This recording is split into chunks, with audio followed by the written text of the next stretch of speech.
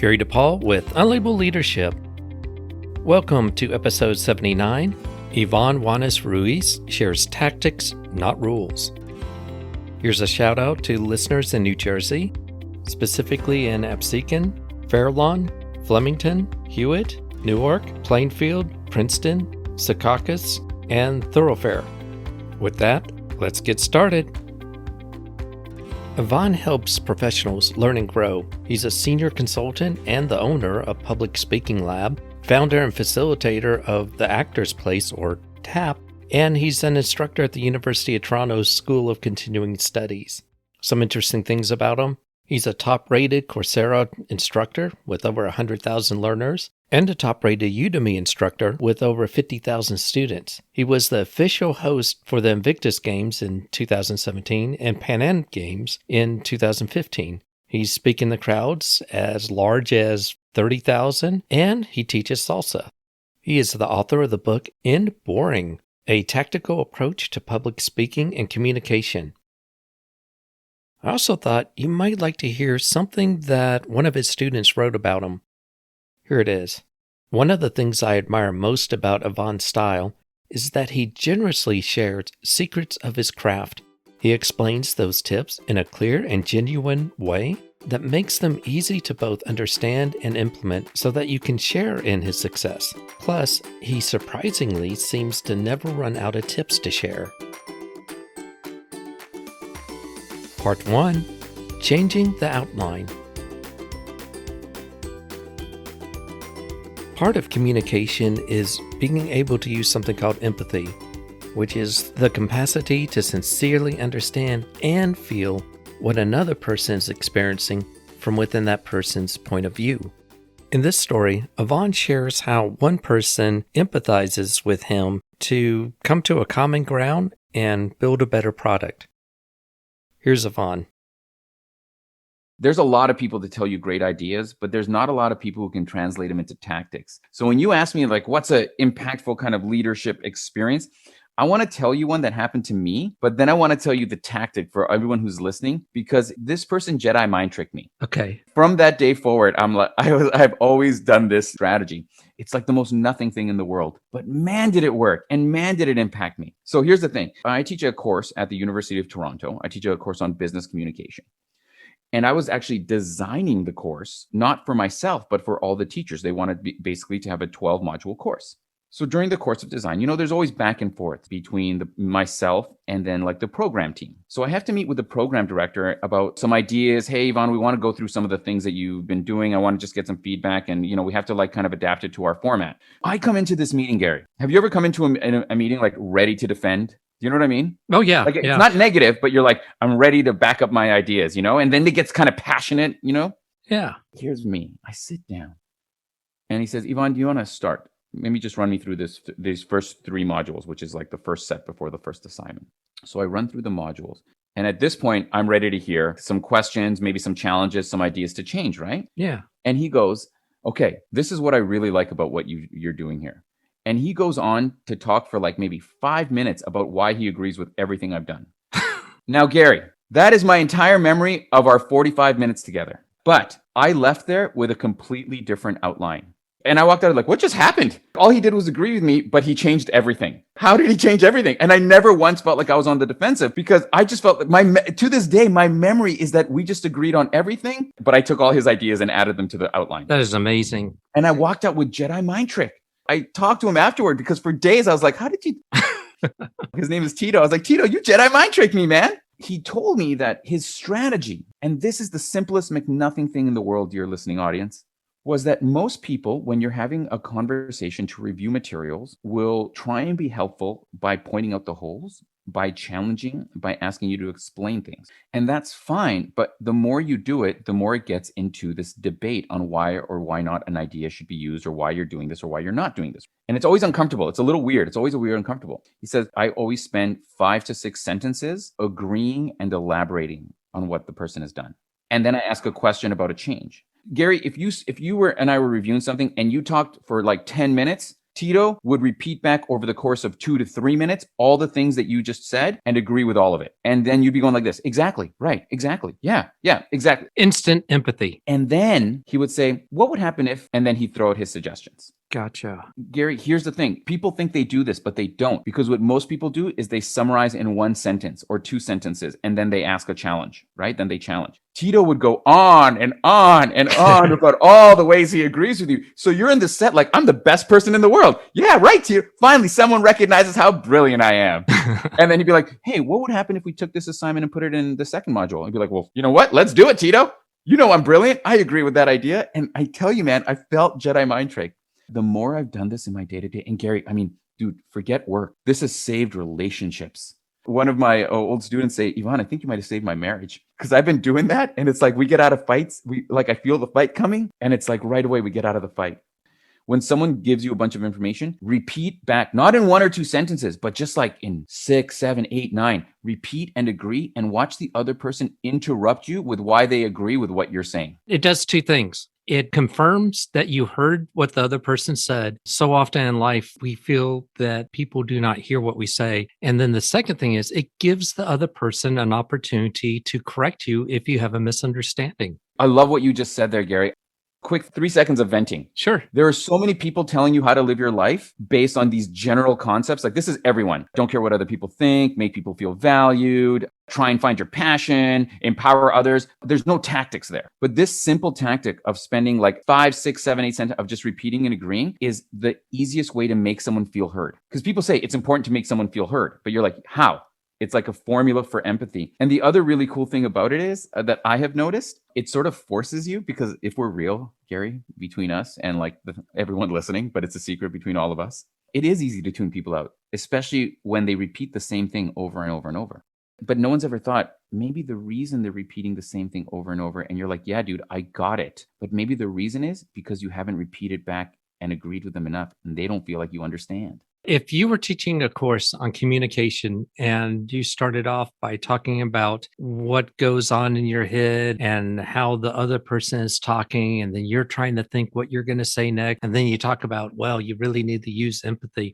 If I described what you just described without the word empathy, it would convey something probably completely different than if I just said, you need to use empathy. Yeah, exactly. Who doesn't say that? Who doesn't agree with that? And if you're like me, man, one of my biggest frustrations ever has always been like, yeah, how?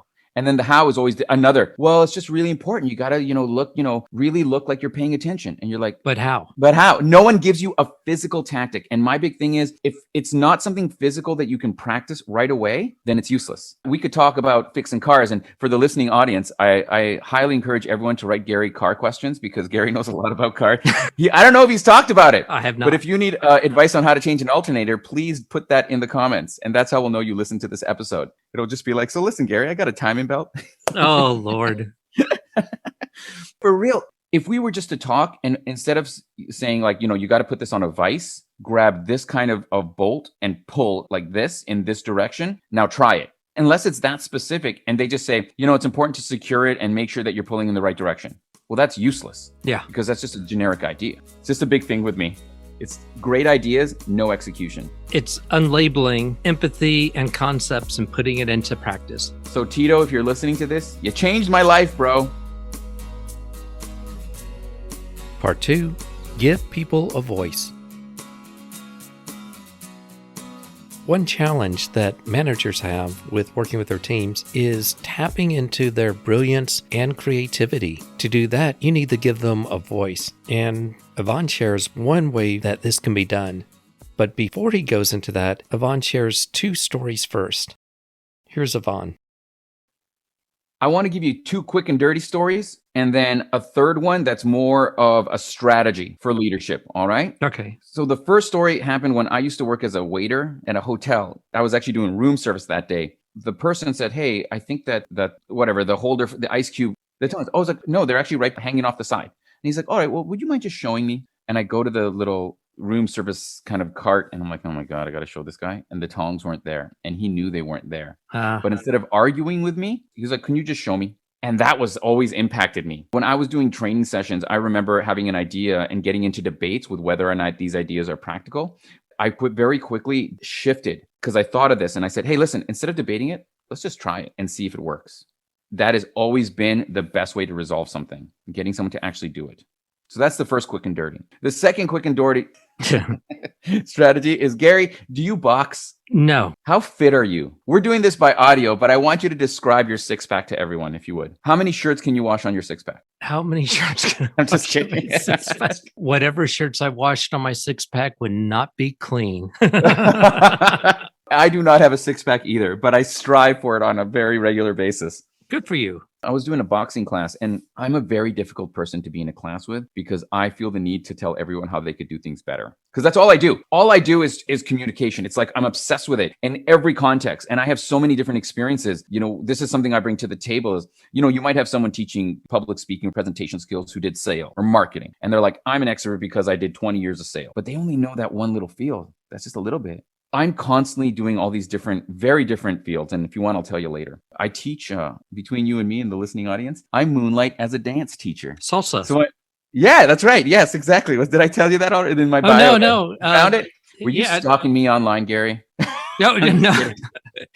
Yeah, Virginie LeMay, who was on the show earlier, she does salsa. Oh, really? Yeah. When you sent me some information about yourself, I saw salsa and I said, oh, Virginie. Another one. You know, just immediately thought of her. I always try and apply learning techniques in salsa classes to see how they work, how you can focus and coordinate large groups of people. So I was in this boxing class and I think the teacher was new. And this is the leadership experience. This is just me making myself sound awesome for a minute. We had to do this big run before we started the class. So the teacher was at the front, kind of leading the pack to show he's the fittest kind of thing. You know what I mean? Yeah. And then we got to the station and there was one dude who was a heavier set gentleman that might have been like 4 blocks down. But the teacher ran in and just started like doing jumping jacks to kind of keep everyone going, right? I was right beside him, but I was like constantly looking behind me to see everybody, where everyone else was. So I just ran up to that dude who was actually walking. He had given up. He was walking. And I ran up to him. I didn't say a word. I just looked at him. He looked at me and he's like, well, I guess I got to run now. And I just ran with his pace all the way back together.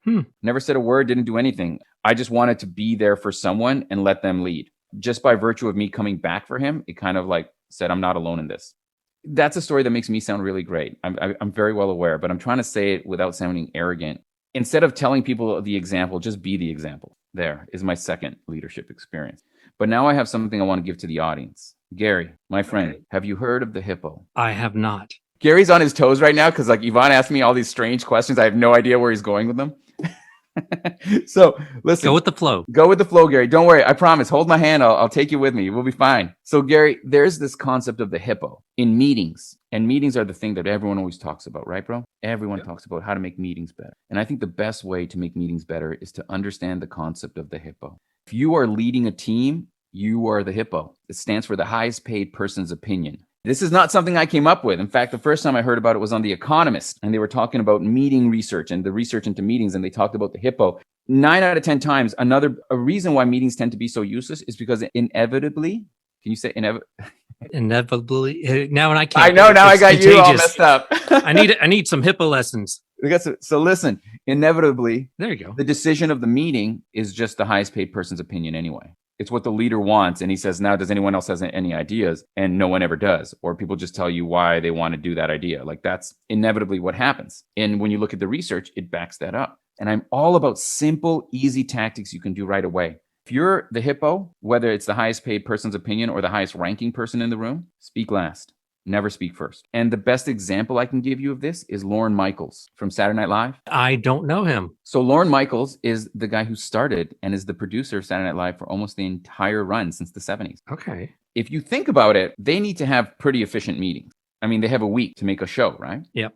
There was this great book that talked about his leadership style. And what he does is he doesn't say anything until the end. He sits down and he's like, okay, John, what are your ideas? Great. Sarah, what are your ideas? Great. Rahim, what are your ideas? Good. Manuela? Great.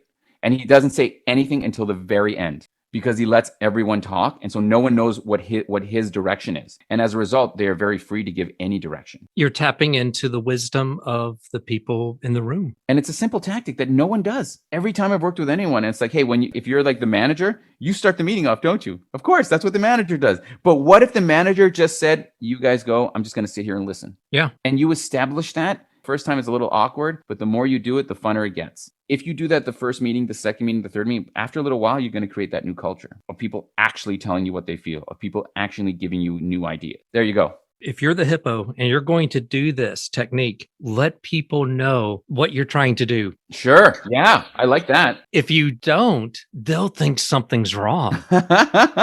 You know what? I love that. I started learning about leadership at one company, and I decided I was going to change my habits. One thing I was going to start doing on a regular basis is expressing how much I appreciate when people do stuff. So I went around, recognizing people for what they're doing. At the end of the day, 3 or 4 of them surrounded me and said, "Where are you going?" I said, "I'm going down to that meeting."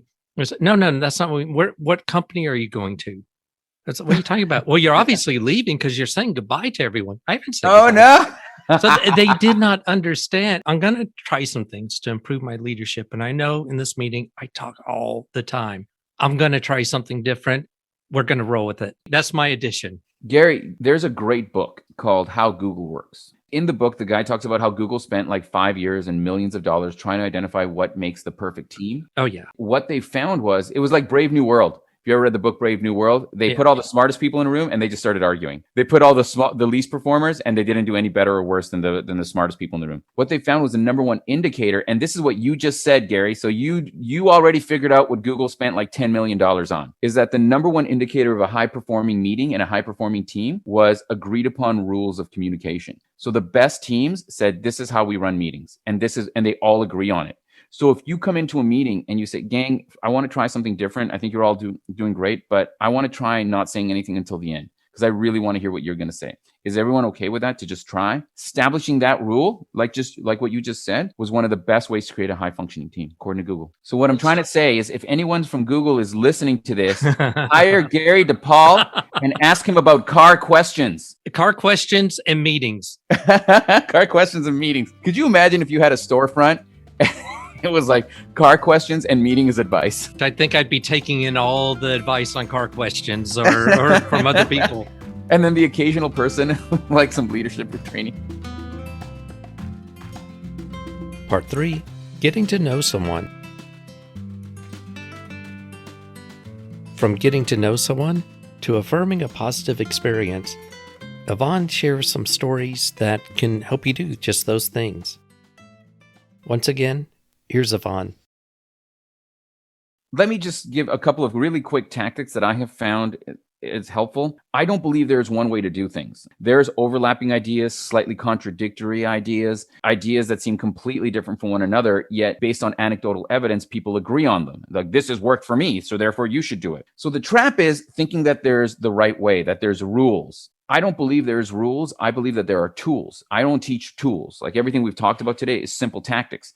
Do they all work all the time? No. But I want to make people Batman. With their utility belt. With their utility belt. Because Batman has all these different tools that he uses. And do they all work all the time? No. Sometimes the Batarang works. Sometimes the Batarang does not work. So let me give you... Yeah, it makes sense. So let me instead give a couple of quick little tips that I have found have been really great. These are not like manipulative in any way.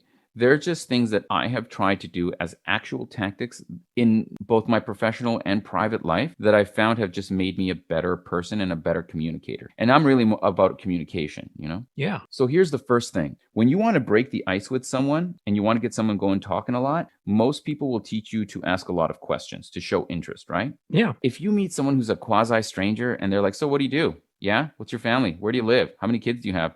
The more you get those questions, the less you want to answer them. You're like, I don't want to tell this person these things. It becomes an interrogation. You get the point, but it's always awkward. So instead, always reveal something mundane about yourself first before asking questions. Making it safe. Yeah, exactly. For example, I live in Toronto and I do workshops here in Toronto, or I teach at the University of Toronto. When I'm meeting new students, Gary, try this. This is the easiest way. Listeners, get off your email. Hold on, Gary. Let me get these guys off their email. Hey, get off your email. One guy's like, I'm in a car. Okay, pull over. So listen, instead of asking someone where they're from, so what part of town do you live in? That's like one of the standard questions, right? Yeah. Tell them where you live in first. Because usually if I'm like, Gary, what part of town you live in? You'd be like, ugh, you kind of don't want to let people know because you don't know this person. If I say, oh, I live in this part of town, how about you? People won't have any hesitation at all. And in fact, chances are be like, oh, I love that part of town. In fact, da-da-da-da-da. I actually live here, and they'll just go talky McTalk. You didn't have to do anything. So that's just a quick strategy. If you want people to open up, reveal something first and make it mundane, make it boring. Don't ask people what their 5 goals are over the next 5 years, because who knows what that is. Like, Gary, I don't even know what I want to do tonight, let alone what I want to do 5 years from now. You know what I mean? 5 years is like an eternity. When someone says, hey, what's your favorite movie? In the moment, you can never remember. 4 hours later, you're like, Conan the Barbarian. You know what I'm saying? Yeah. And for anyone who's under the age of, I'm going to say like 35, go watch Conan the Barbarian, underrated flick. And if you get nothing else out of this podcast episode, go watch Conan the Barbarian. If you got a room full of entrepreneurs together, yes, it is such a crowd that they all hold their cards close to their chest, because they don't want to let anyone else know how terrible or not so successful or the challenges that they really face. First thing I usually say is, hey, I'm broke. How about you? Maybe not that like that. That's your example. If you want to, that's fine. I usually tell people I skip breakfast or something like that, and we'll get a whole conversation, but There you go.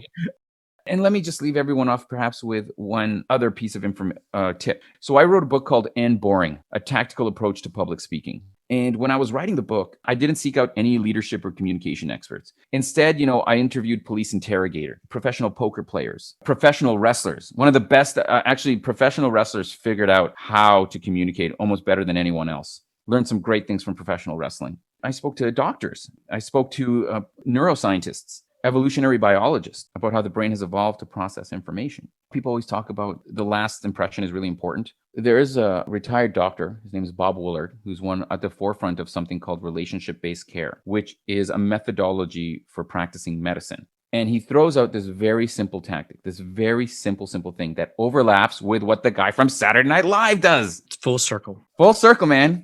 Before anyone ever left the office, Dr. Willard would always say, did you get what you needed? And when someone hesitated and they'd be like, he'd be like, no, you didn't. I can tell. Tell me, talk, boom. When they said yes, it affirmed that there was a positive experience to both him and them. So they left with a positive experience, and so did he. When he said that, it gave permission to say, no, I don't feel like I fully understand. And they would sit down again and do it again. This overlaps with Lorne Michaels, because one of the other anecdotes about him is he would call out, you know what, Sam, it looks like there's something on your mind after what he just said. And I think it's important that you tell us. Go. I feel like you want to add something, but you're not saying it. And he will tell people to do that. Once they have permission, they open up and they give ideas. Let me overlap it with yet another thing. If you go on PubMed, there was research into the perception of quality of care in medicine. And what they found was this: when you control for prescription and the actual advice that was given, the second doctors let people talk until they were finished without any other changes in what they were prescribing versus other doctors, people left with a higher perception of quality care. They left feeling like that was a higher quality care environment. I got better medical treatment because of it. Even when there was no change in what was prescribed, just by letting someone go talk, which is what we talked about at the beginning, when you repeat and agree and the person will interrupt you with why they agree. My thanks to Yvonne Wanis Ruiz. If you'd like to learn more about Yvonne, go to the show notes. If you have a comment or question, go to unlabelleadership.com. Click the message icon and leave a voicemail message for up to 1 minute. I'd like to thank those who contribute to the show. Your contributions makes a difference because this is a volunteer service. Mostly though, I'd like to thank you for listening. Until next time, lead on.